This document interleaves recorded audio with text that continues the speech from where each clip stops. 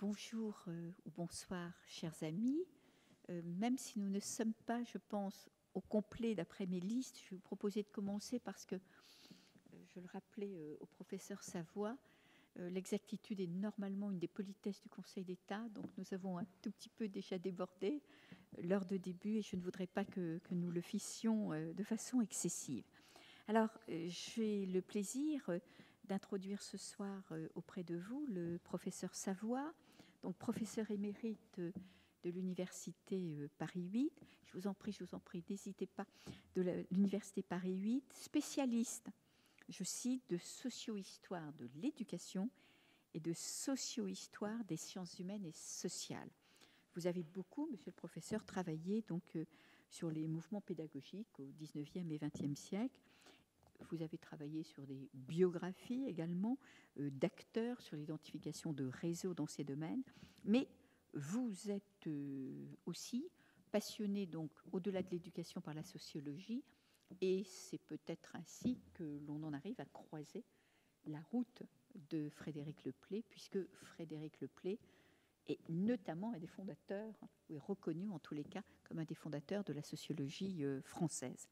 Alors, vous allez nous parler de Frédéric Leplay sous ses différentes facettes, parce qu'il en possède de nombreuses, mais en vous attachant au fil conducteur, au-delà de cette pluricompétence, de cette pluridisciplinarité, au fil conducteur que constitue son goût, peut-être sa capacité à conseiller.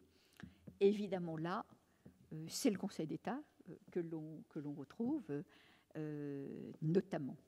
Donc, monsieur le professeur, je ne serai pas plus longue dans mon introduction et je vais tout de suite donc vous céder la parole en vous remerciant d'être des nôtres ce soir et en pensant quand même que l'assistance devrait encore un peu s'étoffer.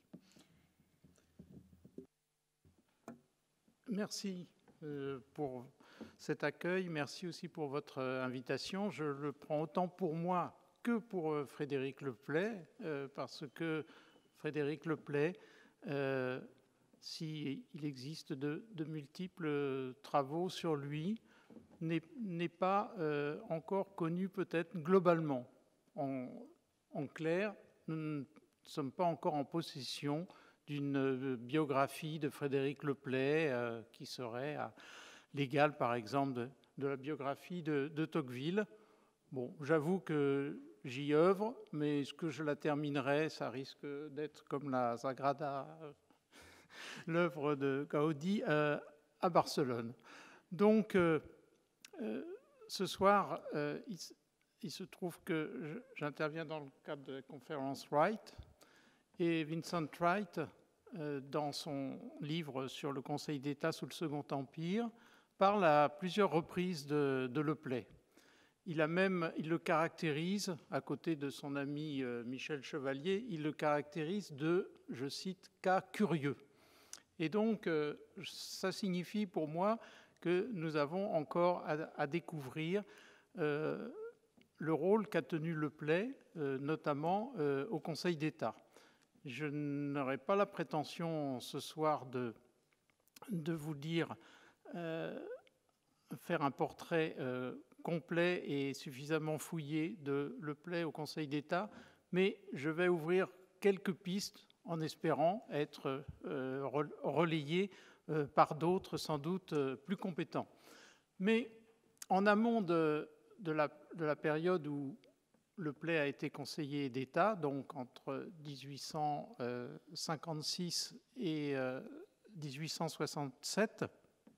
Donc, en amont de cette période, Leplay a eu une activité qui, à mon sens, est cohérente avec ses années passées au Conseil d'État. C'est que, très tôt, il s'est voulu un conseiller de la puissance publique, mais aussi, vous allez le voir, un conseiller privé, un ingénieur conseil dès les années 1830.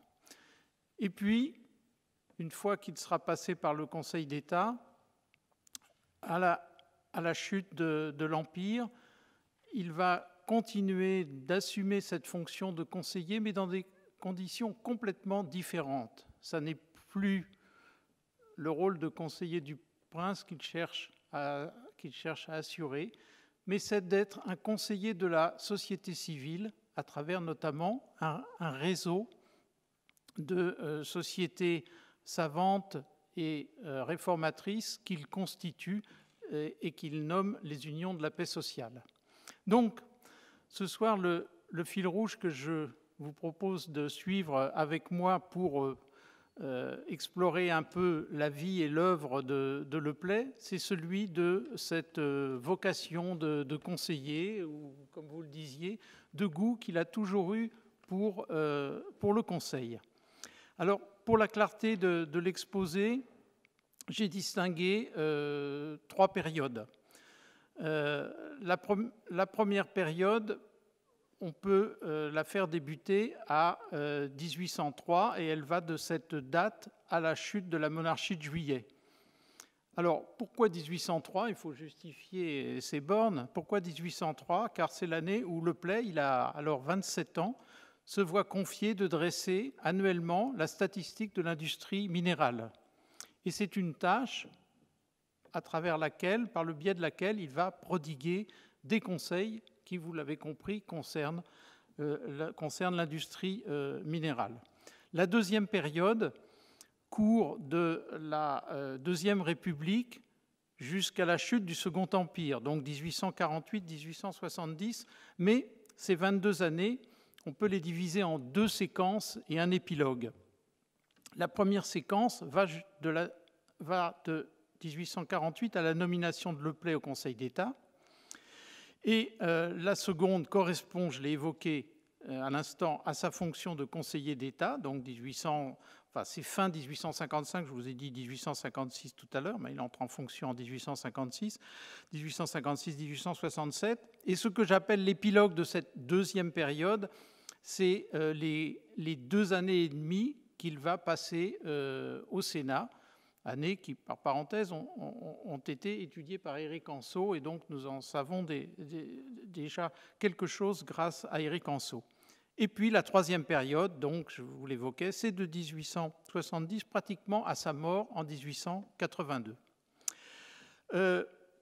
Un petit rappel avant d'entrer dans la première période que j'ai fait débuter à 1833. Le Play est un polytechnicien. Donc, il a été admis à l'école polytechnique en 1825 et il en sort 4e. Ce rang lui permet d'accéder à l'école des mines en 1827, d'où il est très rapidement diplômé, étant donné que c'est un élève très brillant et qu'en 2 ans, il cumule tous les points nécessaires. Et il est dit, selon l'expression du temps, je ne sais pas si elle est encore valable aujourd'hui, il est dit hors de concours au bout de 2 années. Donc, il peut en quelque sorte se considérer comme dispensé des études.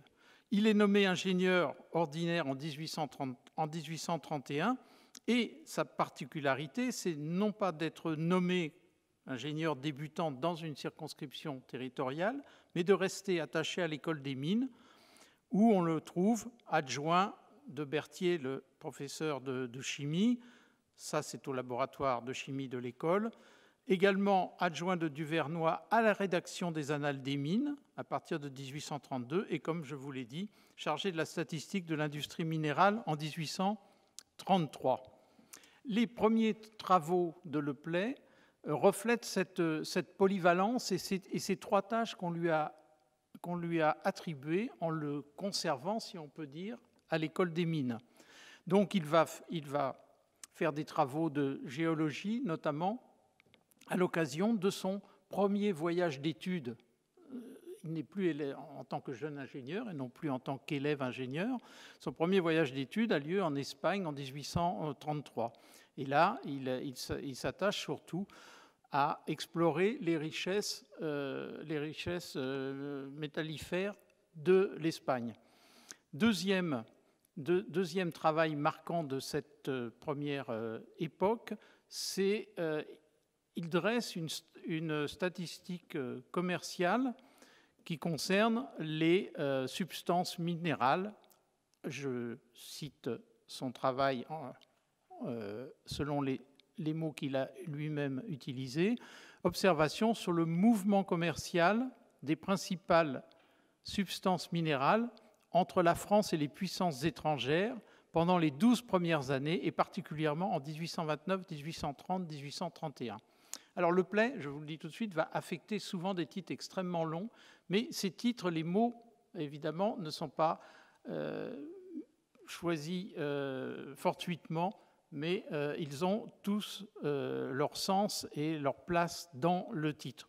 Quoi qu'il en soit, c'est évidemment ce travail qui va faire que l'année suivante, 1833, donc, on va lui confier la statistique de l'industrie minérale.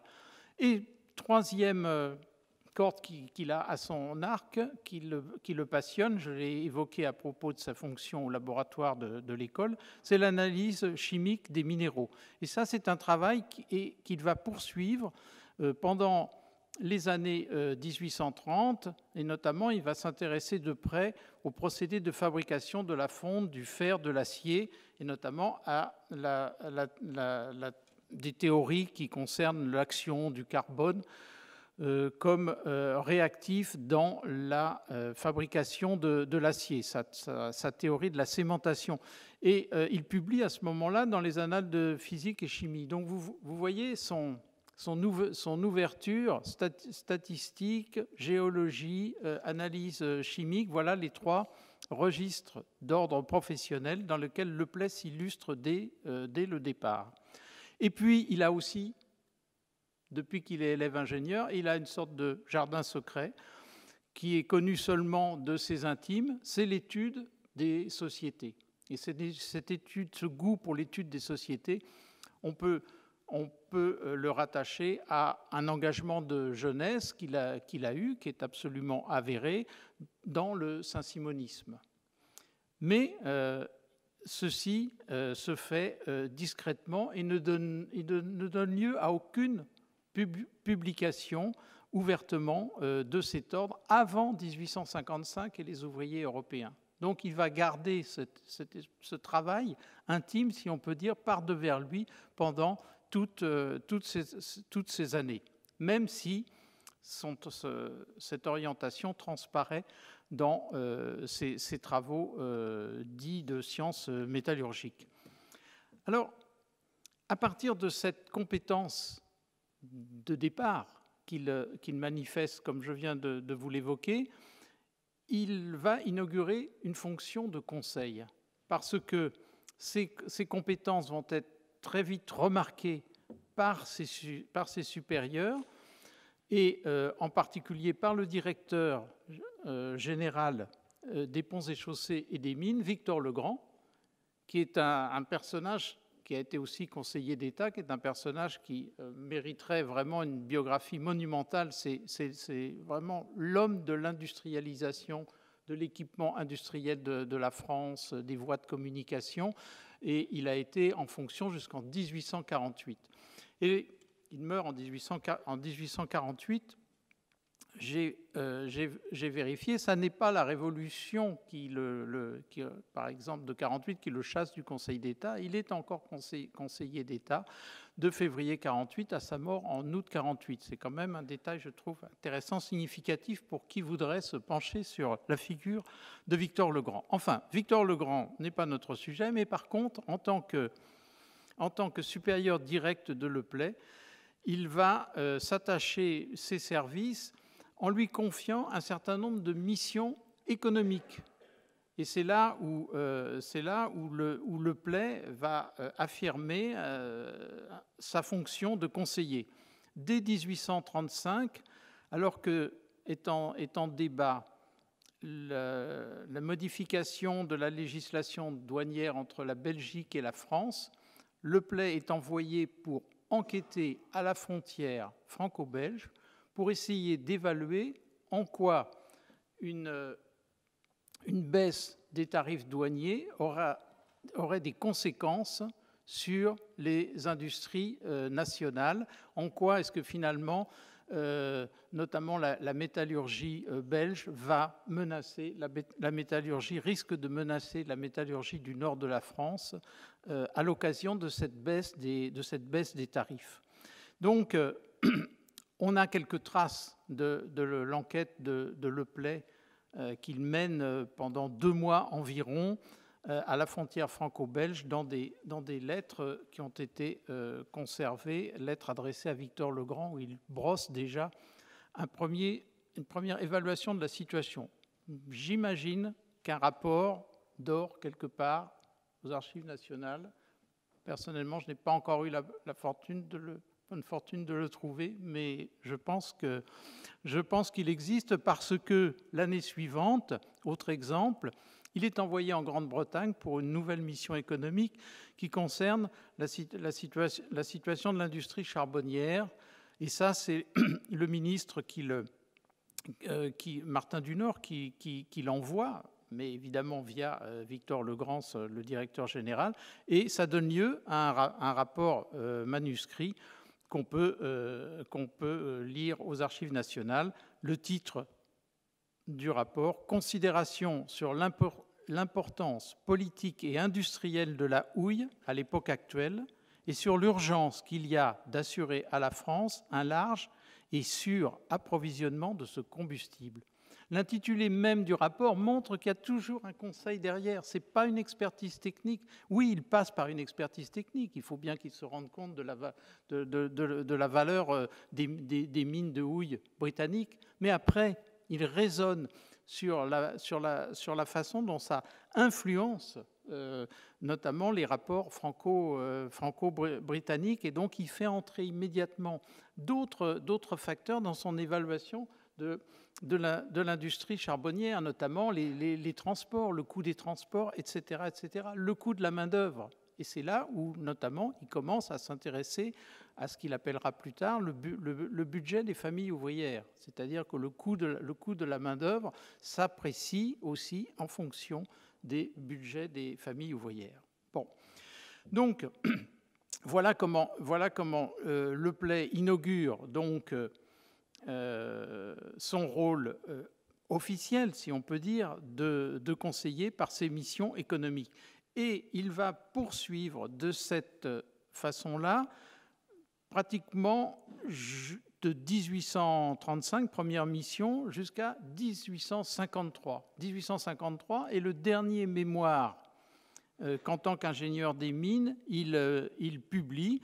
Et ce mémoire est assez paradoxal parce qu'on est précisément à l'époque où le charbon de terre prend le pas sur le charbon de bois dans la production fonds de fer acier. Et lui propose un mémoire de 200 pages sur la possibilité qu'aurait la propriété forestière française à continuer à être une ressource énergétique pour l'industrie charbonnière. Donc là, il y a une forme de conseil qui, cette fois-ci, s'adresse aux propriétaires forestiers. Et il part de quoi, Leplay ? Il ne part pas d'idées préconçues, il procède par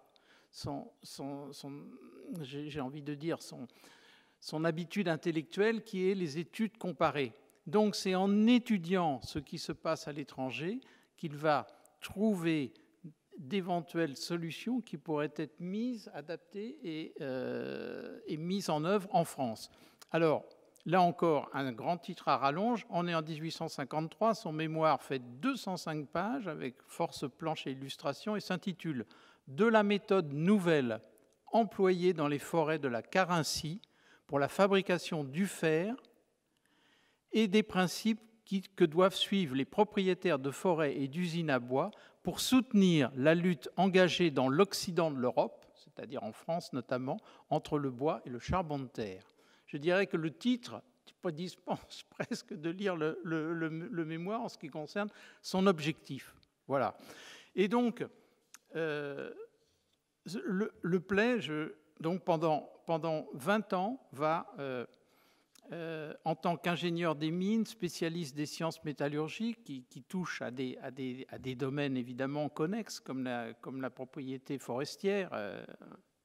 On a eu là aussi la bonne fortune de retrouver un manuscrit de Leplay concernant les forêts européennes, manuscrit qu'il n'avait pas publié, qui est daté de 1846-47, et que avec Bernard Calleura, nous avons édité. Pourquoi ce manuscrit sur les forêts chez un ingénieur des mines? C'est parce que, justement, il cherchait à réfléchir sur cette ressource énergétique qui était en train de passer la main, si on peut dire, avec des guillemets, devant la montée du charbon de terre. Mais c'est à partir d'une analyse, justement, des forêts à l'échelle de l'Europe, à partir de l'étude de comment le bois continue d'être utilisé selon une méthode nouvelle, dit-il, dans les forêts de Carinthie, qu'il raisonne sur la possibilité aux propriétaires forestiers de soutenir la concurrence de la houille et du charbon de terre. Alors, pendant cette première période, l'ingénieur des mines Leplay, en fonction, proche de Victor Legrand,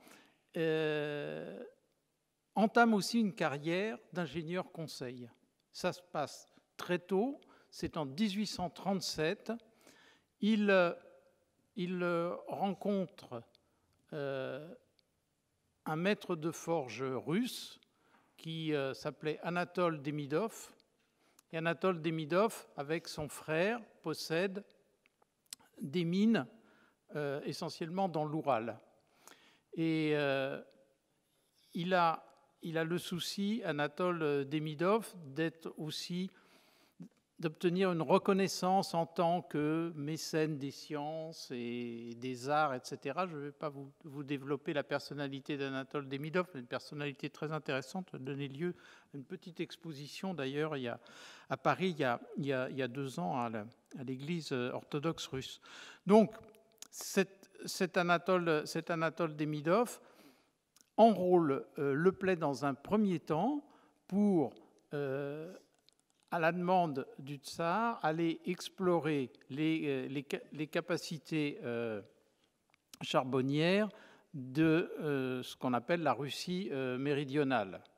Donc, Leplay va faire un long séjour sur place en Russie méridionale qui va se conclure par des travaux où il estime la possibilité d'exploiter les richesses minières de cette région de l'Empire russe, mais surtout, il va convaincre Anatole Demidov qu'il peut être un conseiller pour ses propres entreprises. Et donc, Anatole Demidov le recrute et Leplay va être pendant 20 ans conseiller des Demidov. Ce sont deux frères, Anatole et Paul.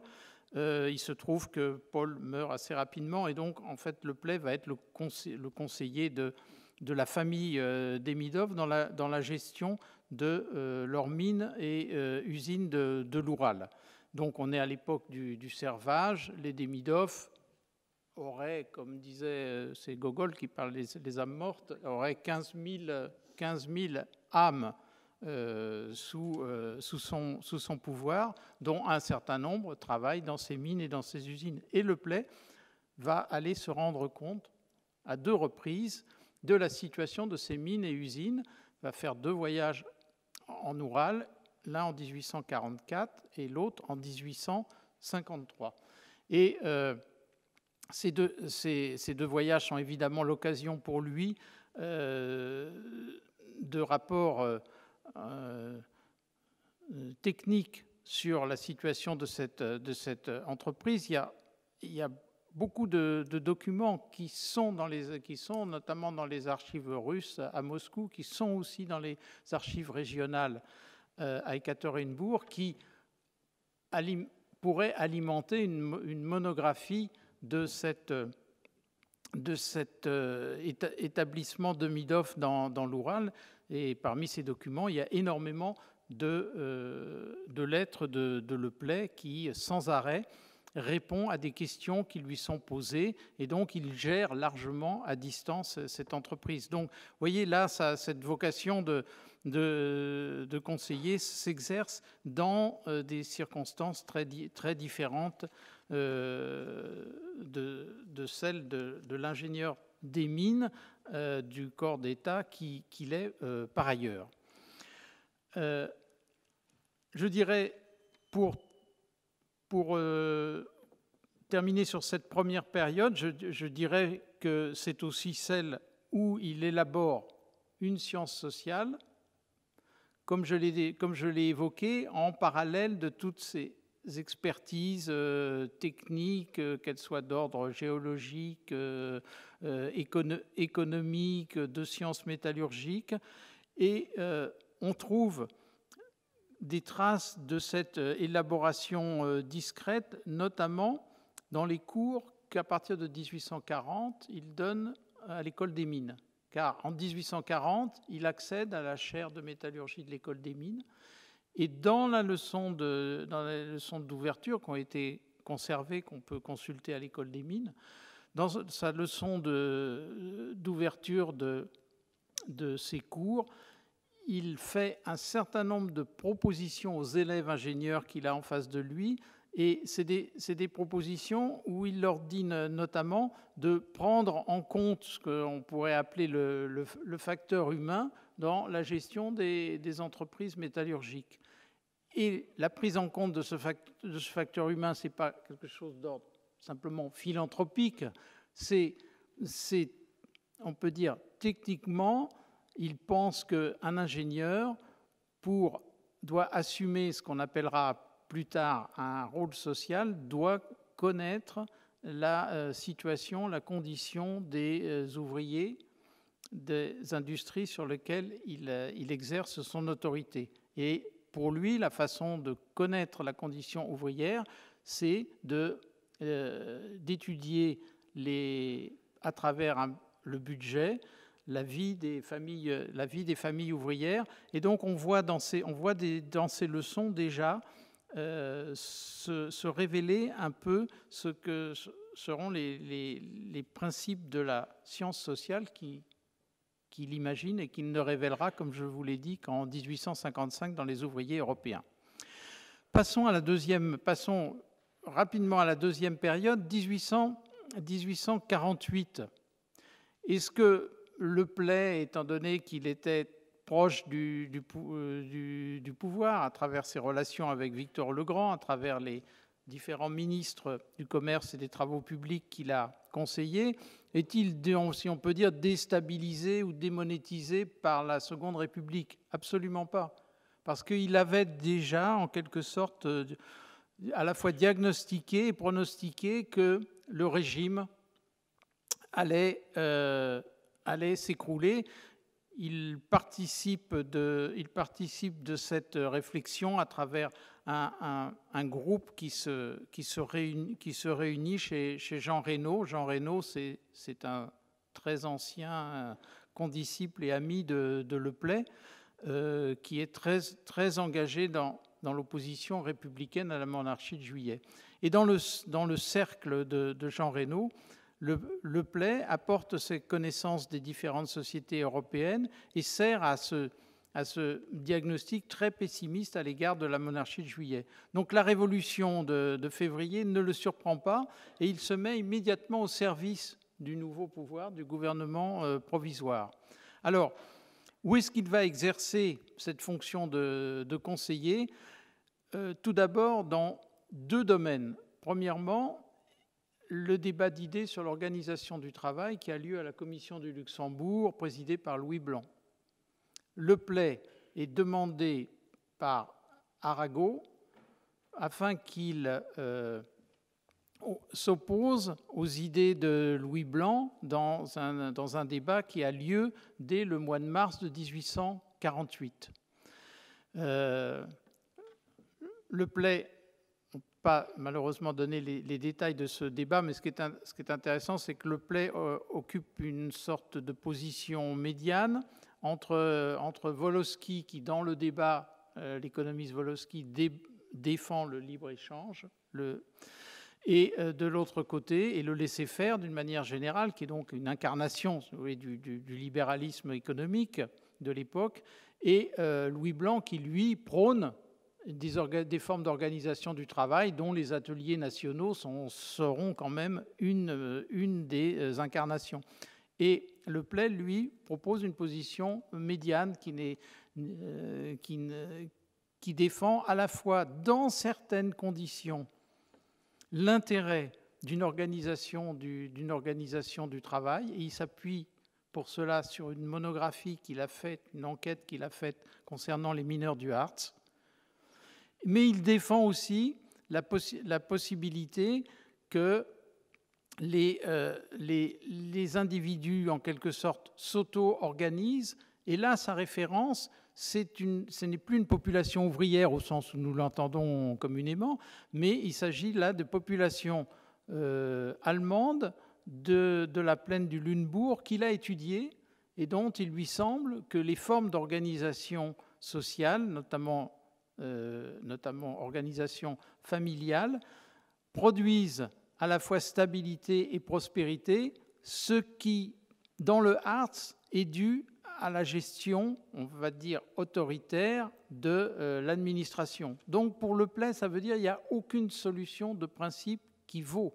Il n'y a que des positions qui doivent être démontrées et adaptées aux situations. Le Hartz n'est pas le Lunebourg n'est pas le Hartz, et Wolowski n'a pas plus raison que Louis Blanc, etc. C'est ça sa position dans ce débat. Deuxième intervention, beaucoup plus longue, dans les débuts de la Révolution de 1948 de Le Play, c'est qu'il est impliqué dans la refonte de l'enseignement supérieur. Donc, il y a une commission qui a été mise en place par Jean Reynaud et par Hippolyte Carnot pour la réforme de ce qu'on appelait les hautes études, ce que nous appelons, nous, l'enseignement supérieur. Et Le Play va participer aux conceptions qui sont élaborées dans ce contexte, et ça va toucher notamment l'organisation de l'école d'administration, puisqu'on va avoir désormais une école d'administration qui va exister 2 ans, 1848-1849. Il va intervenir aussi dans la réorganisation, enfin, ou plutôt dans l'organisation de l'Institut agronomique qui ouvre ses portes à Versailles. Et évidemment, comme il est un spécialiste, il est chargé de la réforme des études à l'école des mines, dont il devient directeur des études en sus de sa chaire de professeur de métallurgie. Donc voilà, Le Play est là conseiller, si on peut dire, d'Hippolyte Carnot et de Jean Reynaud dans la réforme de l'enseignement supérieur. De manière plus durable, au cours de la Deuxième République, il va aussi participer aux expositions des produits de l'industrie, l'une qui s'organise en France en 1849, et puis la première exposition universelle qui a lieu à Londres en 1851. Donc là, il est juré pour des produits qui touchent, disons, sa spécialité au sens large. Il est juré, par exemple, pour les produits de la coutellerie. Et donc, là aussi, il y a une fonction à la fois d'expertise et de conseil, parce que Le Play arbitre entre différents, on le voit dans ses rapports, il arbitre entre différents produits qui sont présentés, et il dit pourquoi celui-ci doit être primé à la différence de tel autre. Ces rapports sont aussi extrêmement intéressants.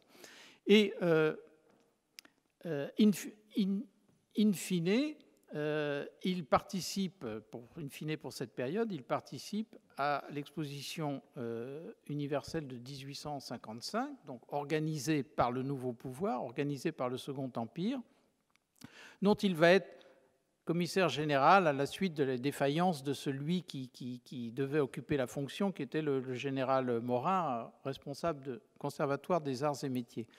Donc, voilà, là, c'est le Play qui montre ses capacités d'expertise dans le cadre des expositions universelles. Et 1855, c'est aussi l'année où il publie, je disais, Les ouvriers européens. Pourquoi? Parce que, petit retour en arrière, en 1848, à la demande d'Arago, il est intervenu à la Commission du Luxembourg, et ça lui a donné l'impulsion, non pas initiale, puisqu'il avait déjà commencé à travailler sous l'angle d'une science des sociétés, d'une science sociale, mais ça va lui donner la confirmation que désormais, la voie qu'il doit emprunter, c'est celle de livrer un ouvrage qui sera à la fois un ouvrage de méthode et un ouvrage de résultat sur les sociétés européennes estimées à travers la condition des ouvriers. C'est-à-dire, pour lui, le critère et en même temps l'entrée dans la compréhension des sociétés européennes, c'est par les familles ouvrières. Et cette entrée, évidemment, c'est quelque chose qu'il a pratiqué depuis longtemps, puisqu'il a fait constamment, annuellement, ses voyages dans toute l'Europe, officiellement pour les sciences métallurgiques, mais en menant aussi des études sur les populations ouvrières de ces pays. Et donc, les ouvriers européens, c'est l'ouvrage où il va livrer sa méthode d'enquête pour qu'elle soit... Donc, je ne vais pas détailler cette question qui est assez connue. Donc, sa méthode d'enquête, les monographies de familles ouvrières. Les ouvriers européens, il y a un échantillon de 36 monographies ouvrières qui vont depuis des ouvriers de l'Oural jusqu'à des ouvriers représentant les parties de l'Europe les plus développées industriellement, et qui sont évidemment des ouvriers anglais. Et c'est dans ce panorama de la condition ouvrière prise dans les différentes sociétés européennes que c'est de ce panorama que Le Play va tirer des conclusions quant au régime social des différentes organisations sociales auxquelles ces ouvriers appartiennent. Ce qui doit être souligné, si on pense au fil rouge du Conseil, c'est que Le Play avait prévu de conclure son ouvrage Les ouvriers européens par une série d'enseignements attirés par les dirigeants des sociétés européennes en vue que les sociétés dont ils sont l'élite connaissent stabilité et prospérité. Et cette partie qu'on pourrait dire de prescription, il ne l'a pas publiée parce que les lecteurs de son manuscrit lui ont déconseillé en disant que les conclusions auxquelles il parvenait risquaient de provoquer une polémique qui empêcherait d'apprécier la partie, on va dire, méthodologique de son ouvrage. Et donc, il leur paraissait plus judicieux, dans un premier temps, de publier uniquement les enquêtes en les allégeant des conclusions que Le Play en avait tirées. Donc, il a été, en quelque sorte, cette fois-là, frustré de sa vocation de conseiller. En tout cas, l'année qui suit la parution des ouvriers européens, il entre au Conseil d'État.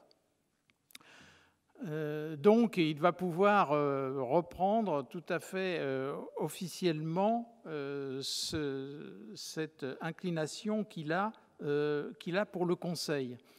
Parce que au Conseil d'État, Le Play rejoint la section des travaux publics et du commerce, où il se retrouve en compagnie notamment de Michel Chevalier. Michel Chevalier, qui est ingénieur des mines, comme lui, qu'il a très bien connu à l'école des mines, qu'il a connu dans le cadre du saint-simonisme, s'est rallié donc à l'Empire et a été nommé conseiller d'État dès 1852, dès que a été installé le Conseil d'État du Second Empire. Le Play le rejoint en 1855 et il n'a pas de compétences de juriste. Donc, les tâches qu'on va lui attribuer, c'est plutôt des tâches que Wright a, dit-il, volontairement laissées de côté dans son ouvrage sur le Conseil d'État sous le Second Empire. C'est l'activité des conseillers au sein de commissions et de comités. Bon, Wright, je crois, s'est intéressé d'abord à la fonction législative du Conseil d'État et des conseillers d'État, et il n'a pas voulu couvrir cette activité au sein des commissions et des comités. Or, c'est là principalement qu'on retrouve Le Play. Dès les premières années d'exercice de ces nouvelles fonctions de conseiller d'État, il y a une sorte de feu roulant de travaux qui lui sont confiés. Par exemple, dès 1856, on trouve mention dans une lettre qu'il adresse à Victor Lanjuinet du fait que, dit-il, « je suis chargé de faire un rapport sur une affaire grave relative aux relations des maîtres et des ouvriers ». Il n'y a pas de trace de ce rapport. Est-ce qu'il a été fait dans l'immédiate? Je n'en sais rien. Peut-être qu'il se retrouve en fait dans une enquête que le Play va piloter en 1858 et qui concerne une idée, tester en quelque sorte une idée qu'a Napoléon III et qui demande au conseiller d'État Le Play de vérifier, à savoir, est-ce qu'il n'y aurait pas lieu d'encourager les fabriques en milieu rural et les encourager par différentes mesures, je cite, des mesures de répression ou d'attraction. Donc, au fond, Napoléon III se demande si on ne devrait pas faciliter l'association entre travail industriel et travail agricole par une installation des usines qui serait encouragée par la puissance publique, une installation des usines à la campagne. Bon. Le Play lance une enquête sur le sujet dont on a des traces dans les papiers de Le Play à l'Institut de France, et on voit bien comment il procède, c'est-à-dire il procède d'abord par un questionnaire qui est envoyé à tous les préfets, et aussi pour procéder à une étude comparée qui est envoyée aussi aux consuls. Et le résultat de cette enquête par questionnaire doit déboucher sur la constitution d'une commission d'enquête de 35 personnes dans laquelle figureront 7 conseillers d'État. Et manifestement, cette commission, dans ce stade de l'enquête, devra procéder par audition. Apparemment, cette phase-là n'a pas eu lieu. En tout cas, à ce jour, on n'en a pas trouvé de traces, mais le modèle, en quelque sorte, de l'activité de Le Play au Conseil d'État est trouvé à travers cette enquête parce que c'est le modèle qui va être suivi dans les travaux qui concernent la boulangerie parisienne. Ces travaux vont occuper Le Play, conseiller d'État, mais pas que lui au Conseil d'État, mais lui en a la charge en premier rang de 1857 à 1863.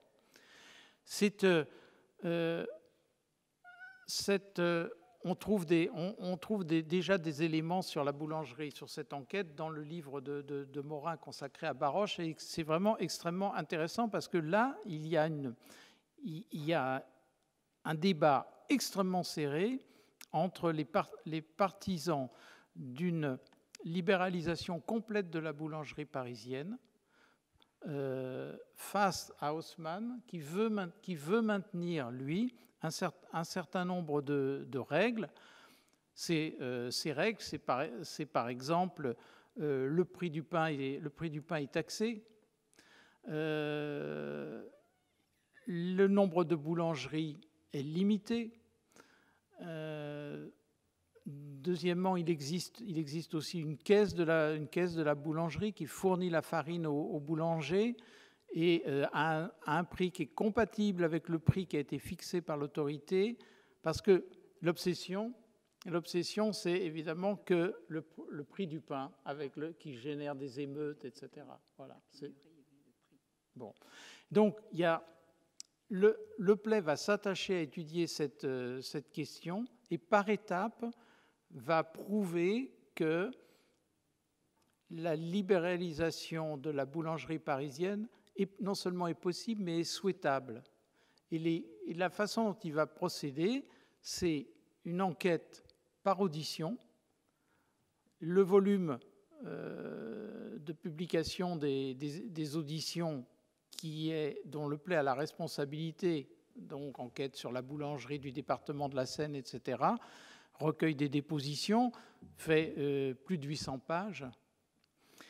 Et à la suite des premiers résultats de cette enquête, le PLEI veut perfectionner sa compréhension en allant étudier le cas de la boulangerie dans 2 capitales étrangères. Donc il va à Bruxelles et il va à Londres.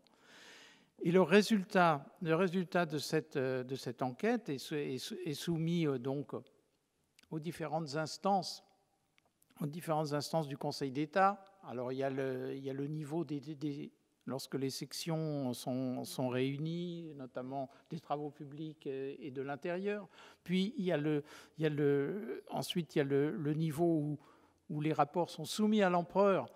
Et l'illustration de la conférence d'aujourd'hui, c'est aux Tuileries, les conseillers d'État, et le PLEI est présent sur la gravure, qui ont été proposés leurs conclusions à Napoléon III, qui est très hésitant. Il est très hésitant parce qu'il est tenté par la libéralisation de la boulangerie, mais en même temps, il craint que si ça provoque une augmentation du prix du pain, voire de la pénurie, ça va générer des émeutes. Donc il est très partagé, d'autant plus que Haussmann est absolument contre.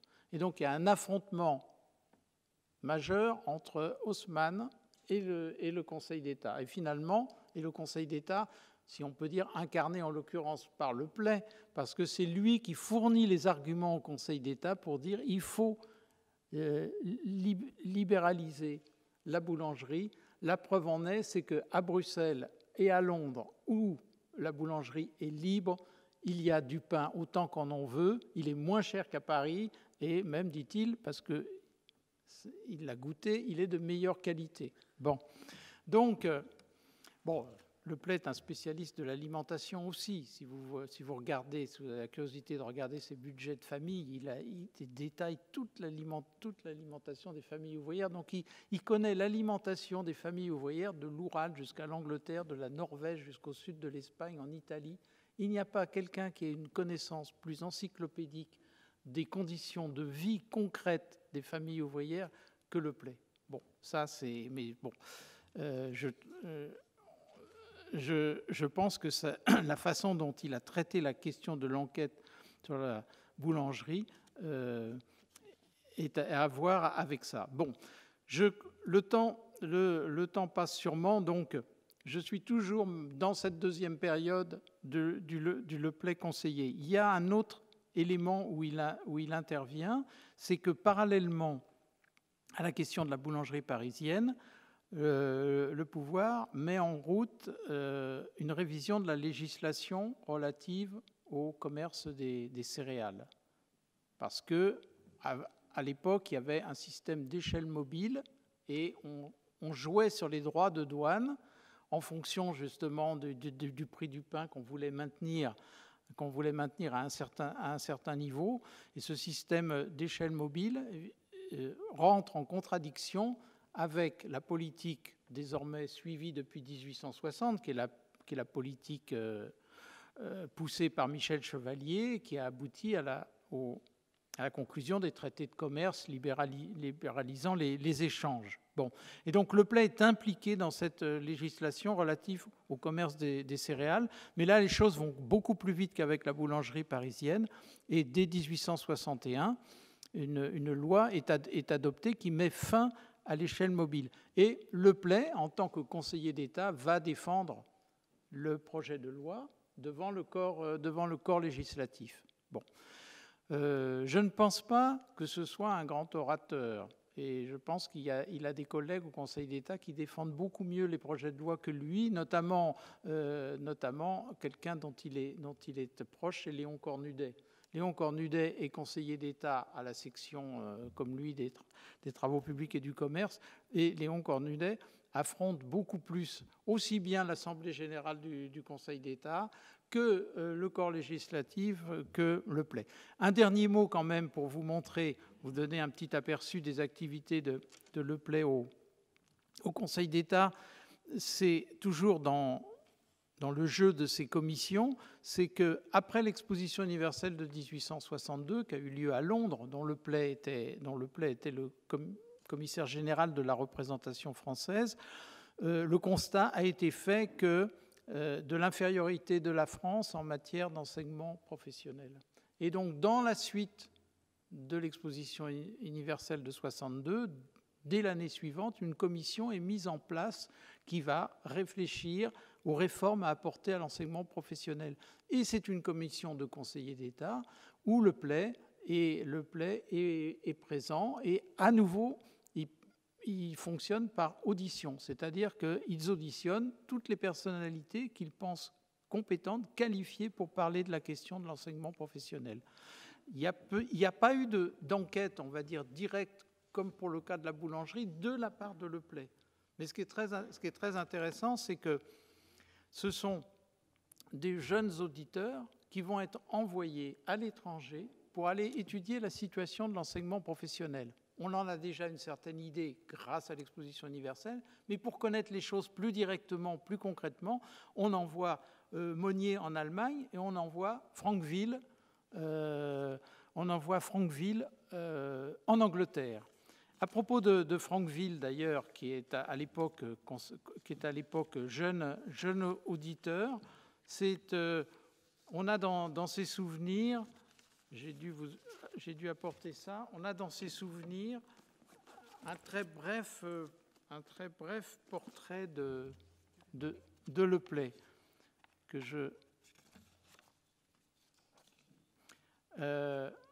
voilà parce que Le Play, jeune auditeur, a été, lorsque l'exposition de 1862, on a organisé la représentation française, donc la responsabilité d'animation a été confiée à Le Play sous les ordres du prince Napoléon, et Le Play s'est adjoint des auditeurs, et parmi lesquels Frankville. Et voici ce que dit Frankville dans ses souvenirs. « Quant à mon chef direct, M. Le Play, c'était un homme très extraordinaire et très intéressant. Je lui dois beaucoup à tous égards, mais je lui suis surtout reconnaissant de ce qu'il a fait pour la formation de mon esprit. J'étais jeune alors, je riais souvent de ses petites manies, de ses expressions bizarres, de sa naïveté presque enfantine sur certains sujets, de ses aphorismes, ou comme il disait, de ses principes. Mais je rendais déjà, et j'ai rendu plus encore dans la suite, justice à ses hautes et rares qualités. Dans la conversation, combien d'idées neuves, de conceptions hardies, et comme il savait élargir les horizons. Il avait beaucoup vu, beaucoup étudié, longuement et profondément médité. Je ne puis dire quelle quantité d'idées fausses il a arrachées de mon esprit, ni le nombre d'idées justes qu'il y a implantées. Nul ne m'a été plus vraiment utile au point de vue de mon développement intellectuel. » Voilà, ça c'est le témoignage de l'auditeur, du jeune auditeur Frankville sur le conseiller d'État Le Play. Donc, dans cette seconde période, Le Play exerce sa fonction de conseil, comme je viens de vous le dire. Les expositions universelles peuvent aussi être rangées sous cette idée de conseil. En ce qui concerne l'exposition de 1867, il en a été donc commissaire général, et vous imaginez bien que ça a été une tâche à temps complet pendant plusieurs années. L'idée de l'exposition universelle germe dès 1863 pour faire pendant à ce que l'Angleterre vient d'organiser en 62. Le Play est nommé à la commission impériale en 1865 et va y travailler continuellement en 65, 66, etc. L'exposition, elle a lieu en 67, elle dure du mois de mai, je crois, au mois d'octobre, et ensuite il faut la liquider, comme on dit. Et donc le Play travaille à l'exposition universelle et à sa suite jusque pratiquement son entrée au Sénat en 1868. Il est sénateur qu'il doit encore s'occuper de solder, si on peut dire, l'exposition universelle qui a été une réussite. Et alors, si vous voulez en savoir plus sur son rôle à l'exposition universelle de 67, Édouard Vasseur, un chartiste, a fait un travail très, très intéressant sur l'action de Le Play à la tête de l'exposition de 1867, parce que c'est pour lui un dispositif qui va donner des exemples, qui va fournir des modèles. Alors des modèles de quoi? Des modèles évidemment pour ce qui est relatif à l'industrie, aux arts, à l'agriculture. Mais pour lui, ce qu'il ajoute de personnel, c'est des modèles sociaux. Donc il arrive à obtenir la création d'un nouvel ordre de récompense qui doit récompenser les organisations sociales qui impliquent le plus de stabilité, de prospérité, de bien-être. Et après, ce concours va permettre de sélectionner un certain nombre de cas. Ça peut être des établissements industriels, des communautés agricoles, et c'est très varié. Et ensuite, ça va servir en quelque sorte de modèle pour tous ceux qui ont le souci de ce que Le Play a nommé l'économie sociale.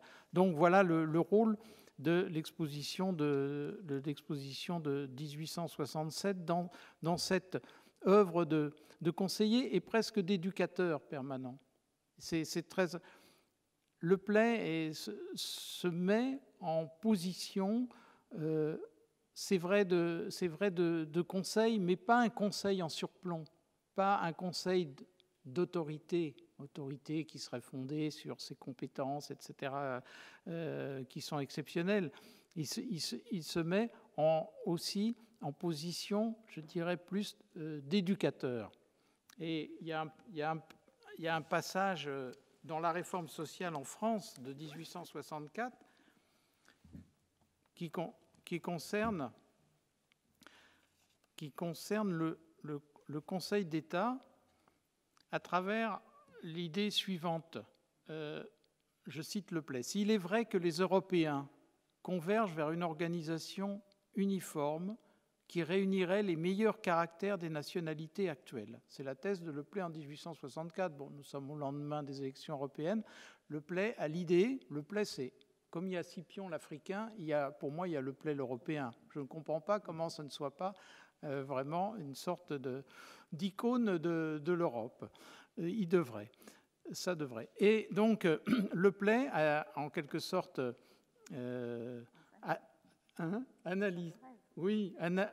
analyser qu'il y a une convergence des sociétés européennes vers un modèle qui serait finalement uniforme. Bon.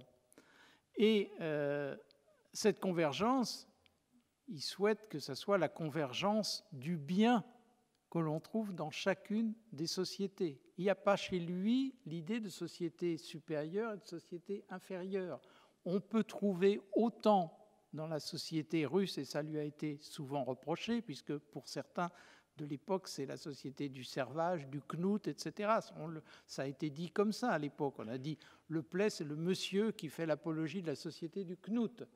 Bon, lui, ce qu'il défendait, c'était autre chose. C'était une relation, une permanence de relation entre les maîtres et ce qu'il appelait les ouvriers. À charge pour les maîtres d'assurer toujours la condition matérielle, physique et morale de leurs ouvriers.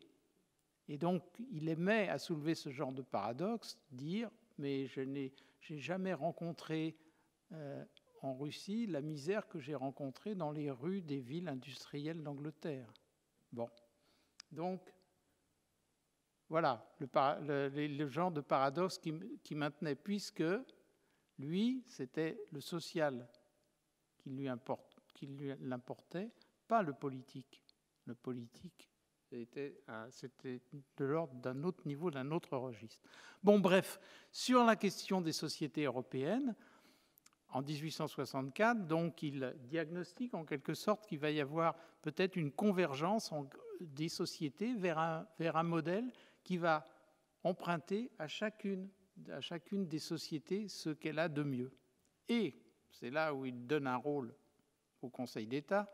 S'il est vrai, dit-il, que les Européens convergent vers une organisation uniforme qui réunirait les meilleurs caractères des nationalités actuelles, on pourrait hâter ce mouvement en signalant à tous les peuples le but qu'ils doivent atteindre. À cet effet, on décrirait sous forme de monographie distincte, rédigée sur un plan méthodique, la constitution sociale de toutes les provinces qui se recommandent à l'estime de l'Europe par quelque aptitude notable. Vous voyez, comme s'il y en avait un échantillon qu'on mettait en évidence. On ne se bornerait pas, selon le système suivi jusqu'à ce jour dans ce genre de travaux, à compiler dans le cabinet les lois, les règlements et les statistiques officielles. On observerait avant tout, sur les lieux et dans les détails, la pratique des coutumes, des mœurs et des lois. Donc après, il y a tout un développement où il s'oppose justement à l'étude en cabinet par rapport à l'étude in situ sur le terrain. Et là où il ajoute une note, « J'ai profité de toutes les occasions qui se sont offertes de diriger dans cette voie des jeunes gens laborieux. Je ne connais pas d'entreprise qui soit plus digne d'exciter le zèle de nos auditeurs au Conseil d'État, et je n'aperçois guère chez les autres nations européennes une jeunesse mieux en situation de la mener à bonne fin. » Donc, pour lui, l'auditeur doit partir sur le terrain et aller enquêter sur les situations sociales les plus estimables pour en rapporter des modèles, etc., etc. Bon, écoutez, Le Play, comme en 1848, Le Play n'est pas personnellement affecté par la chute de l'Empire. Simplement, il l'avait prédit, là aussi. Les dernières années de l'Empire lui semblent aller vers la catastrophe, vers l'abîme. Et donc, il est sénateur. Il y a une correspondance qui a été conservée de Le Play à son fils habite Limoges, et il lui écrit le 3-4 septembre les dernières séances du Sénat. C'est des documents extraordinaires, écrits au papier sur des petits bouts comme ça. Je crois que ça... Je ne voulais pas apporter le document, c'est dommage, j'ai une photocopie. Enfin, il me dit, c'est fini, tout le monde est parti, c'est fini, etc. 4 septembre, 16 heures. Bon, voilà, c'est comme ça que le Sénat a fini sa mission. Et Le Play, lui, eh bien, il a continué sa mission, mais dans d'autres conditions. Il se considère comme armé pour continuer de conseiller le pays. Il publie un premier ouvrage, 1871, qu'il intitule « La paix sociale après le désastre », 1871. Et il a produit en 1870, à la demande de Napoléon III, dit-il, un ouvrage qui s'appelle « L'organisation du travail ». Et dans l'organisation du travail, il a énoncé les principes qui sont ceux d'une organisation du travail apaisée, où la lutte des classes laisse la place à une négociation et à une entente entre, oh là oui, il est très tard, à une entente entre les patrons et les ouvriers. Ces pratiques essentielles publiées dans l'Organisation du travail de 1870, il va tout faire pour qu'elles entrent dans les faits. Mais désormais, il n'a plus du tout confiance dans l'exécutif, dans la puissance publique. Il pense que c'est à la société civile de se prendre en main et de réaliser les idées qu'il a énoncées. D'où la constitution de ce réseau de petits cercles, de petites associations qui s'appellent les Unions de la paix sociale et qui, en quelques années, vont connaître une grande diffusion, puisque la première des Unions de la paix sociale, le modèle originel, se constitue à Paris en 1872-73, et que quelques années plus tard, il y a 3000 associés en France sous forme de cercles d'une quinzaine de personnes qui se réunissent pour échanger leurs idées, tester de manière pratique un certain nombre de solutions d'économie sociale. Je dirais que du vivant de Leplay, relativement peu de choses vont être effectivement réalisées par ce qui est en train de devenir ce qu'on appellera le mouvement leplaysien. Bon, parce que Leplay désormais est chef d'école. Il n'est plus un ingénieur des mines, il n'est plus un conseiller d'État, il n'est plus un sénateur. Il est un chef d'école d'une école de pensée et d'action. Et donc, du vivant du chef d'école, peu de choses vont se réaliser, mais on pourrait dire que post-mortem, énormément d'initiatives d'économie sociale dans des domaines aussi variés que le logement ouvrier, la participation aux bénéfices, la rationalisation de l'assistance sociale, les banques populaires. Ce sont des disciples de Leplay qui vont constituer ces expérimentations sociales et qui souvent seront repris, généralisés par la loi. Il y a un petit détail en plus que je terminerai là-dessus, qui n'est pas insignifiant. Je vous ai évoqué la participation des bénéfices comme un prolongement des idées de Leplay. Or, l'animateur de la participation aux bénéfices, c'est Charles Robert. Et Charles Robert a été conseiller d'État, a été un proche de Leplay lors notamment de l'exposition universelle de 1867. Et en ce qui concerne une rationalisation de l'assistance sociale à travers l'OCOB, l'œuvre centrale des... Bon, il me manque les initiales, c'est les œuvres de bienfaisance, cette rationalisation. Celui qui en est à l'initiative, c'est Léon Lefébure. Léon Lefébure était jeune auditeur à l'époque de Leplay, et il a prolongé d'une certaine manière les inspirations du maître. Voilà, je vous remercie.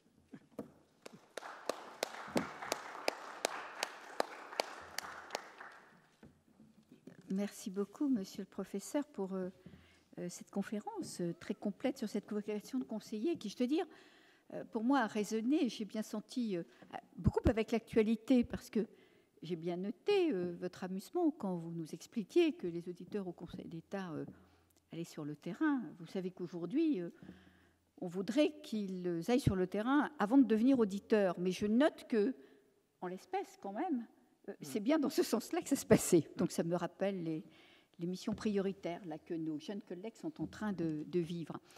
Oserais-je vous dire aussi, avant d'ouvrir le débat, que j'ai été frappée parce que vous nous avez dit de la méthode que suivait Frédéric Leplay dans ses travaux pour les commissions et comités, donc auxquels il a essentiellement participé au sein du Conseil d'État après sa nomination, parce que, pardon, ça fait un peu auto-centré, mais je retrouvais totalement la méthode de la section du rapport et des études, avec des auditions, avec des enquêtes, avec...